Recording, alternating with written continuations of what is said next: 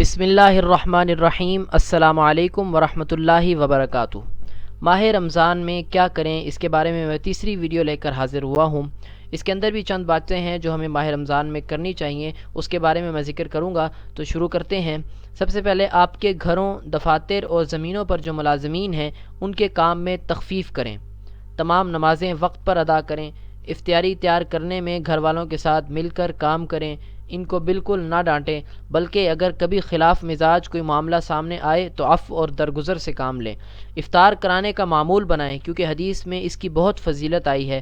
افطار کے وقت شور و غل اور بچگانہ حرکتیں مساجد کے تقدس کو پامال کرتی ہیں، اس سے سختی سے پرہیز کریں۔ نماز مغرب کے بعد 6 رکعات اوابین کا بھی معمول بنائیں۔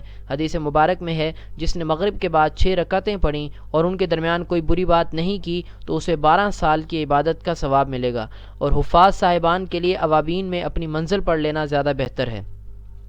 نماز عشاء کی مکمل تیاری کریں، اذان ہوتے ہی مسجد میں پہنچ جائیں، خشوع خضوع سے نماز ادا کریں۔ نماز تراویح کے لیے تیز رفتار حفاظ کی بجائے خوش الحان ٹھہر ٹھہر کر پڑھنے والے قاری صاحبان کو منتخب کریں، کیونکہ تراویح رمضان المبارک کی بہت اہم عبادت ہے۔